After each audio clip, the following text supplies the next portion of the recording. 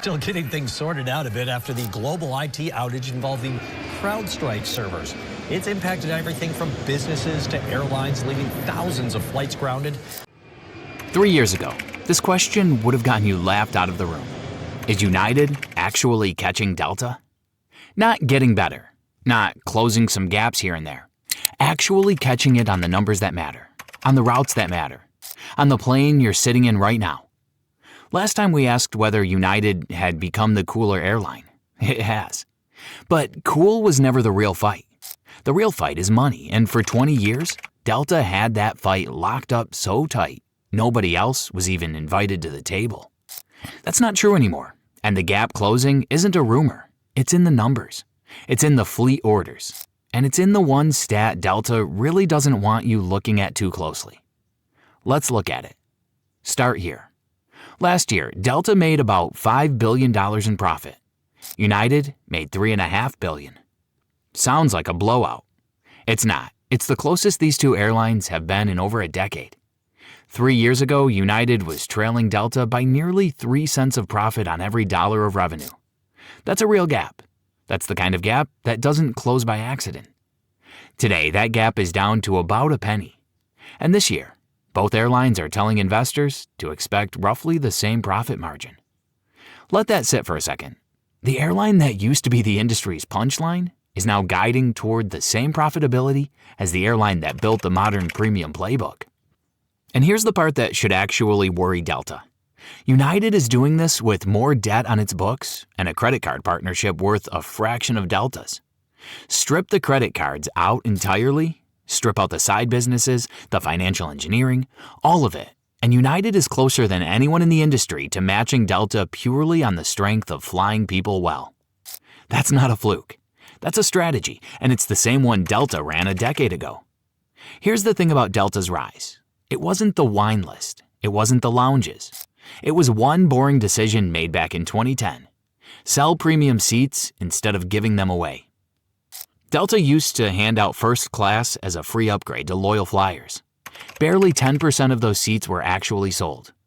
Then Delta flipped the model simplified pricing, cut the giveaways, made premium something you paid for. Today, roughly 3/4 of those seats are sold outright, and Delta earns about 20% more per seat than its competitors because of it. Now watch what United is doing. United's newest 787 carries roughly 35 fewer seats than the older version of the same plane. Where did that space go? Straight into Polaris business class and premium economy. United is physically ripping economy seats out of its planes and handing that real estate to the customers who pay the most. That's not a coincidence. That's United running Delta's exact 2010 playbook. A decade later, at scale. And it's not just seat count. United is putting real product behind it. Private suites with doors. A wine program now considered the best of any U.S. carrier. Starlink Wi-Fi rolled out faster and wider than any competitor. It committed its entire fleet to Starlink while everyone else was still issuing press releases about exploring options. I assume Airlines signing a deal with Elon Musk's space-based internet service Starlink to bring Wi-Fi to flyers for free. Over 300 planes have it right now. United expects more than 800 by the end of the year. People aren't calling it an upgrade. They're calling it the end of airplane mode. Here's where this stops being close and starts being uncomfortable for Delta. New York to LA, the single most important, most profitable route in American aviation. Right now, Delta is still flying a 30-year-old jet on that route. Small screens, no suite doors, no real privacy. Later this year, United is doubling down on transcontinental routes with its newest next-generation wide-body fleet, bringing full Polaris lie-flat suites, direct aisle access, and elevated domestic service straight to the country's most competitive routes. Meanwhile, Delta's premium rollout has hit embarrassing snags, with new aircraft sitting in storage for months while waiting for new premium seat certifications. Delta ordered its own version of a next-gen seat years before United's Coastliner was even announced. That seat still isn't certified. The aircraft it was supposed to go on sat parked in the desert. When Delta finally put the plane into service, it went out with ordinary recliners instead of the seat it was built for. Delta may end up fitting the same off-the-shelf seat JetBlue already flies. Read that again.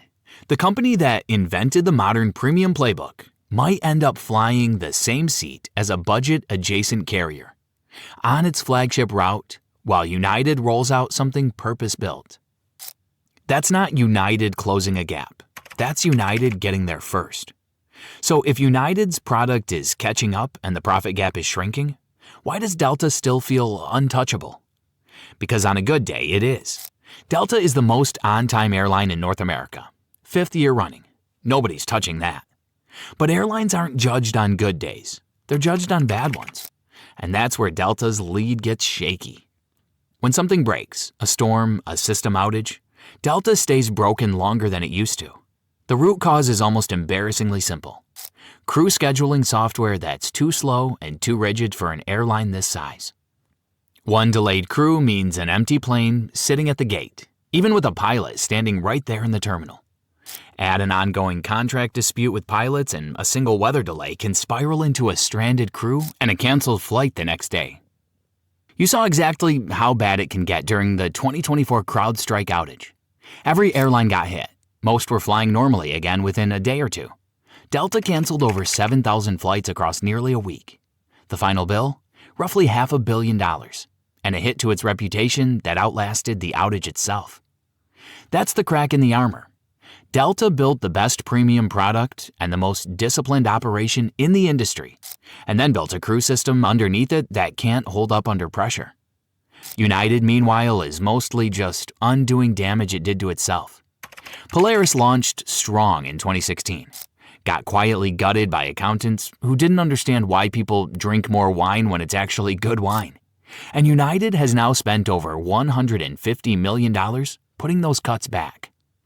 United abandoned its best JFK routes in a 2015 leadership shakeup that its own current CEO openly calls a massive strategic mistake. United tried to stage a comeback at JFK during the pandemic. But after failing to secure payment, long-term slot allocations from the FAA, they were forced to pull out yet again, leaving them completely reliant on their Newark hub. United isn't inventing a new advantage. It's cleaning up its own mess faster than Delta can manage its own cracks. And right now, that's enough to close the gap. Here's the uncomfortable truth sitting underneath all of this progress. While the front of the plane keeps getting better at both airlines, the back keeps getting quietly worse. Miles are worth less every year. Award seats cost more. The cheapest fares keep getting squeezed further down the cabin. United closing the gap with Delta isn't really a story about United getting nicer. It's a story about both airlines converging on the same conclusion. Chase the people who pay the most and let everyone else absorb the difference.